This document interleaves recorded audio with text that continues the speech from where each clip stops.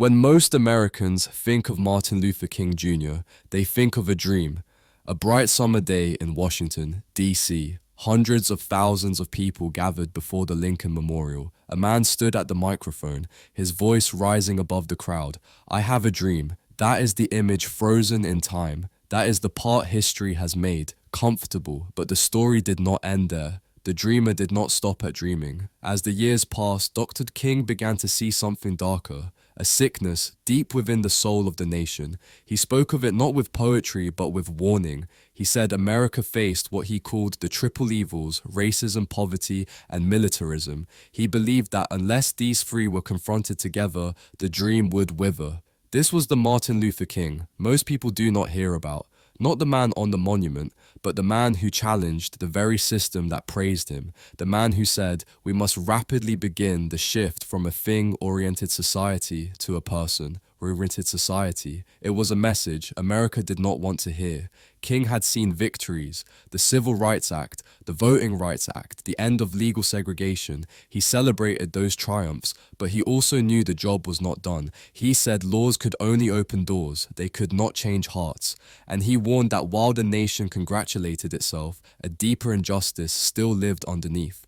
The problem that we face, he said, is that the laws are necessary, but they can only declare rights. They cannot deliver them. For King, racism was not just hatred, it was structure, it was power, it was written into where people lived, how they worked, what schools their children could attend, and how much they earned. Even after the marches and the speeches, he saw that Black Americans were still trapped in poverty, still denied opportunity, still judged by the color of their skin in ways more subtle, but just as cruel. He called this reality the other, America. One America, he said, is beautiful, overflowing with the milk of prosperity. But the other America, this other America finds itself perishing on a lonely island of poverty in the midst of a vast ocean of material prosperity.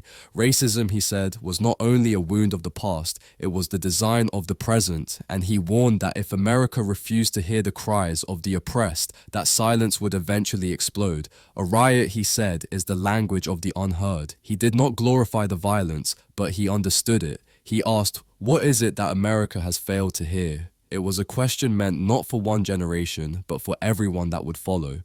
King had learned that racism was not an isolated evil. It lived in the same house as poverty. You could not defeat one without confronting the other. In the mid-1960s, he began to speak less about civil rights and more about economic rights, the right to live with dignity. He saw that millions of Americans, both black and white, were trapped in the same struggle. They might live in different neighborhoods, but they shared the same despair. What does it profit a man, he asked, to be able to eat at an integrated lunch counter? If he does not have enough money to buy a hamburger, King's vision had expanded. He now called for what he described as a revolution of values. He said America had become obsessed with things, with property, with profit, with power, and forgotten about people. He believed that true justice required more than equality before the law. It required a moral reckoning with greed itself. In 1967, he proposed something radical: a guaranteed income for all Americans, a basic right to housing, a job for everyone who could work. He wanted a society that measured success not by what it consumed, but by what it contributed to human dignity. He launched what he called the Poor People's Campaign, a multiracial coalition that would march on Washington, not for one group, but for every American left behind. He invited sanitation workers from Memphis, sharecroppers from the South, and unemployed families from Appalachia. He saw their struggles as one. He said, there is nothing new about poverty. What is new is that we now have the resources to get rid of it. That line carried a quiet accusation. America's problem was not scarcity, it was will. He saw a nation rich in wealth, but poor in compassion, and he warned that a society built on greed could not long endure.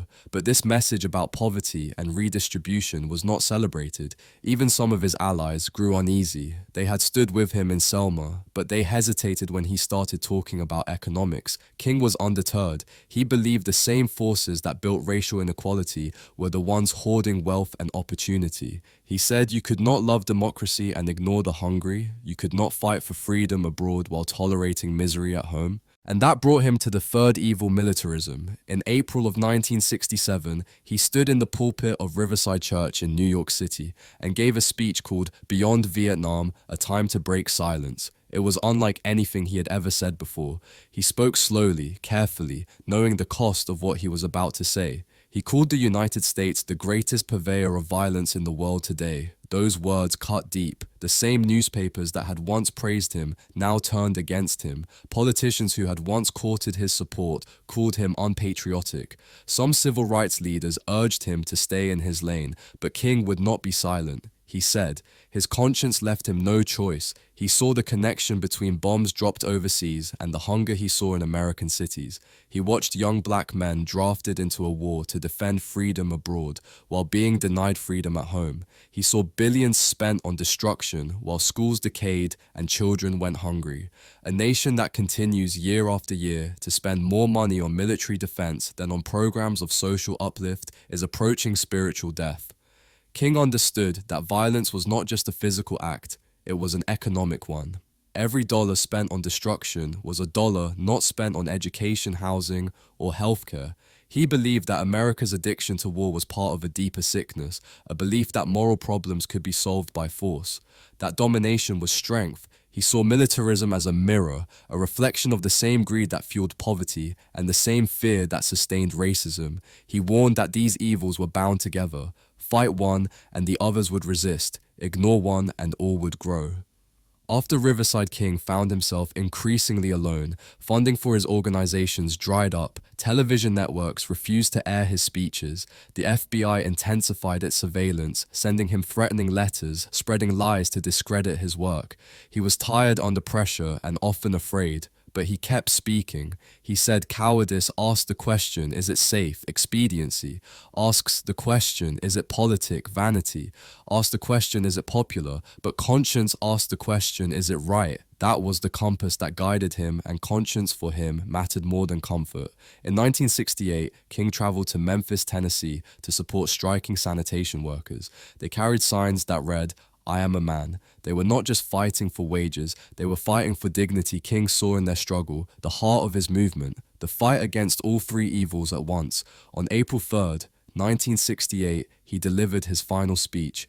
I have been to the mountaintop. He spoke of threats against his life, of the long road still ahead, and of a vision he might not live to see. I may not get there with you, he said, but I want you to know tonight that we as a people will get to the promised land. The next evening, he was shot and killed on the balcony of the Lorraine Motel. He was just 39 years old. In the years that followed, the nation mourned, streets were renamed, holidays were declared, monuments were built, and yet something strange happened. The radical king, the one who spoke of poverty, war, and conscience was replaced by the dreamer on the steps of the Lincoln Memorial. The challenge became a comfort, the warning became a slogan, but King's true message was never about comfort, it was about transformation. He did not just want America to change its laws, he wanted it to change its heart. He warned that racism, poverty, and militarism were not separate issues. They were symptoms of the same disease, a society that valued things more than people. He asked Americans to look within themselves and within their institutions to ask, not is it safe or is it profitable, but is it right? We are now faced with the fact that tomorrow is today, he said. We are confronted with the fierce urgency of now in this unfolding conundrum of life and history.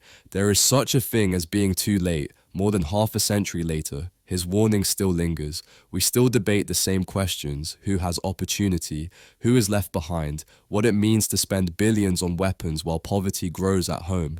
King believed America's greatness was not measured by its wealth or its armies, but by how it treated its weakest citizens. He dreamed of a country strong enough to admit its faults and brave enough to correct them. Our only hope today lies in our ability to recapture the revolutionary spirit and go out into a sometimes hostile world, declaring eternal hostility to poverty, racism, and militarism. That was the real dream, a moral revolution of values, a dream not of comfort but of conscience, a dream that saw every person as worthy and every injustice as personal. Martin Luther King Jr. left us that dream and that warning, and perhaps they were never meant to be separate because the dream without the warning becomes fantasy, and the warning without the dream becomes despair. He gave us both a vision of what could be and a mirror to what is. He asked a question that still echoes today. What kind of nation do we want to be? And in that question lies the measure of whether we have truly heard him.